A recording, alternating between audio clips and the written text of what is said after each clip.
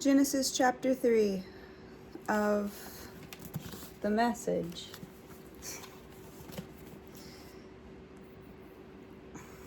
The serpent was clever, more clever than any wild animal God had made. He spoke to the woman. Do I understand that God told you not to eat from any tree in the garden? The woman said to the serpent, Not at all. We can eat from the trees in the garden. It's only about the tree in the middle of the garden that God said, don't eat from it and don't even touch it or you'll die. The serpent told the woman, You won't die. God knows that the moment you eat from that tree, you'll see what's really going on. You'll be just like God, knowing everything, ranging all the way from good to evil.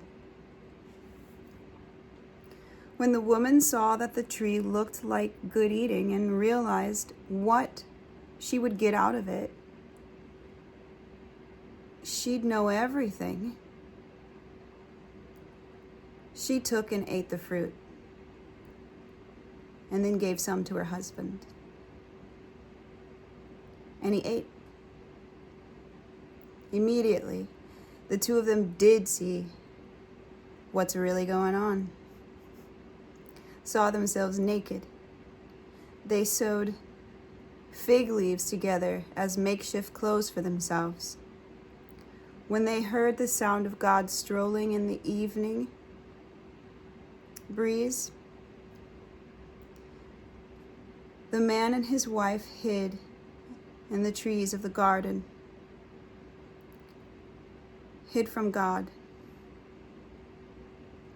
God called to the man, Where are you? He said, I heard you in the garden, and I was afraid because I was naked, and I hid. And God said, Who told you that you were naked? Did you eat from that tree I told you not to eat from? The man said, The woman you gave me as a companion. She gave me fruit from the tree, and yes, I ate it. God said to the woman, What is this that you have done? The serpent seduced me, she said, and I ate. God told the serpent, Because you have done this, you're cursed. Cursed beyond all cattle and wild animals, cursed to slink on your belly and eat dirt all your life. I'm declaring war between you and the woman, between your offspring and hers. He'll wound your head. You'll wound his heel. He told the woman, I'll multiply your pains in childbirth. You'll give birth to your babies in pain. You'll want to please your husband, but he'll lord over you. He told the man, Because you listened to your wife and ate from the tree that I commanded you not to eat from, don't eat from this tree. The very ground is cursed because of you. Getting food from the ground will be as painful as having babies is for your wife. You'll be working in pain all your long life. The ground will sprout thorns and weeds. You'll get your food the hard way, planting and tilling and harvesting, sweating in the fields from dawn till dusk, until you return to that ground yourself, dead and buried. You started out as dirt, you'll end up as dirt. And the man, known as Adam, named his wife Eve because she was the mother of all the living. God made leather clothing for Adam and his wife and dressed them. God said, The man has become like one of us, capable of knowing everything ranging from good and evil.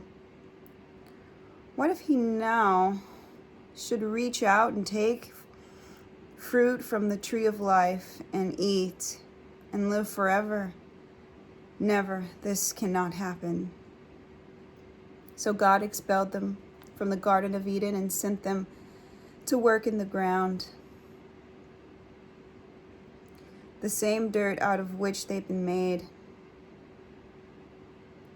He threw them out of the garden and stationed angel cherubim and a revolving sword of fire east of it, guarding the path to the tree of life. And that's the end of chapter 3. I'm just going to point out a few things for food for thought here.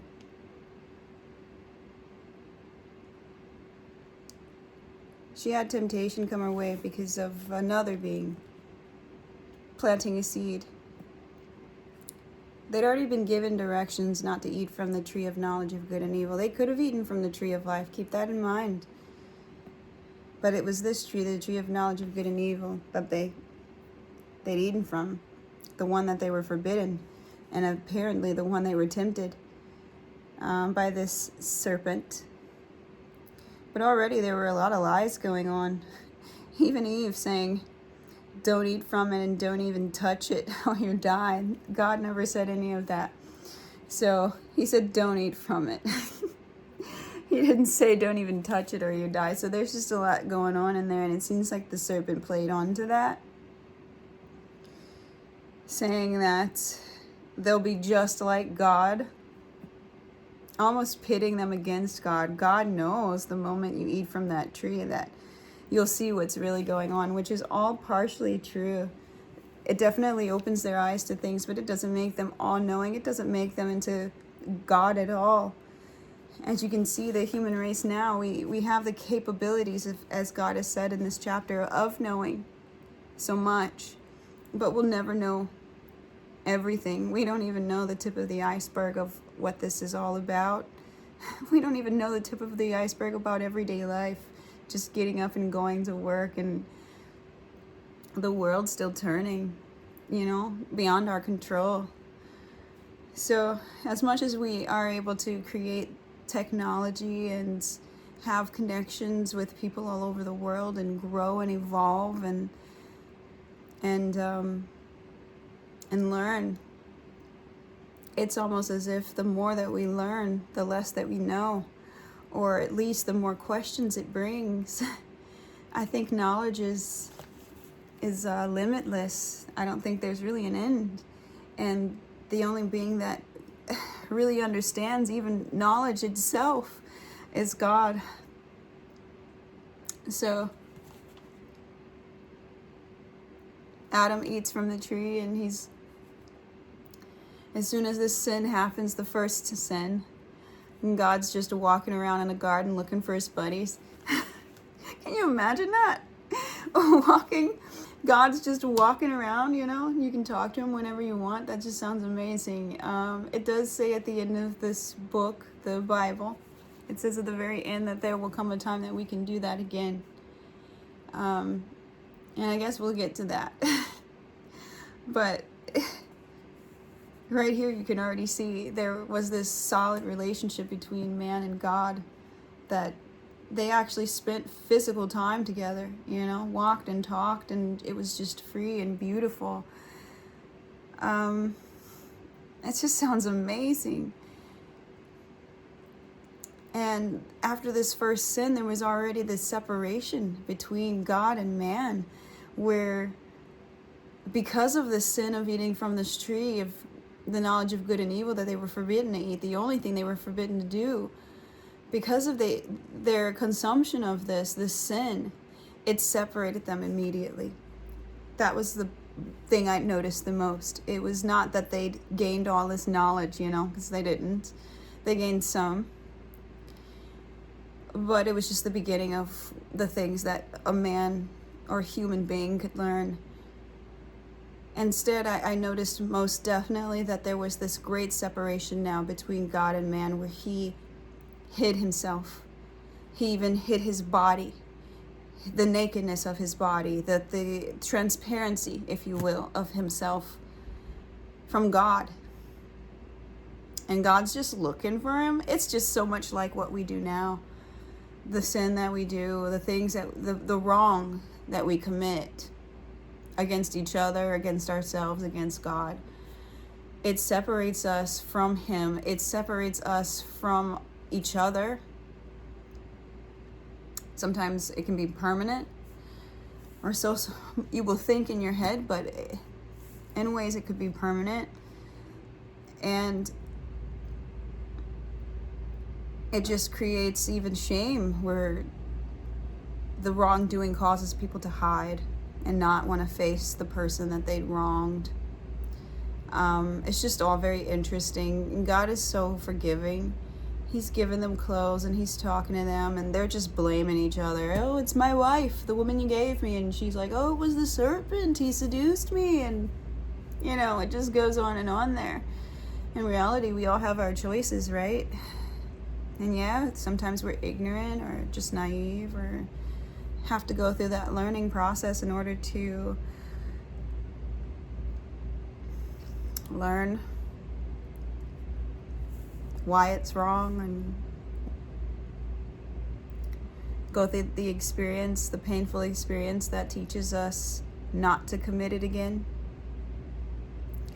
But I just see a lot of parallels in today's life. You know, we're not in the Garden of Eden, and we're not physically walking with God, but we can still walk with him in such a spiritual sense. And it's because of Jesus Christ is a big one, but even before Jesus Christ, it was possible to walk with God and in his ways, just based on abiding in his direction. There's so much that comes with abiding in his direction, but I digress. I've been going on and on in this chapter already with my commentary long enough. I just wanted to point out a few things, and I'm sure there's things that I didn't mention. There's so much. You could just read the chapter over and over, especially after reading through the Bible even once, and catch so many things, just so many things in each verse. So for anyone who reads this chapter and they want to comment at any point, something that they noticed or something that caught their eye, or even something that they agree with that I've mentioned here, please feel free to write it for whoever else might pop in and look for some food for thought in their Bible study. Until next time, this was the message, Genesis chapter 3. I hope you enjoyed it. I hope that it helped someone out there in some way, and I pray so many blessings over you today. God bless you. I love you. Bye.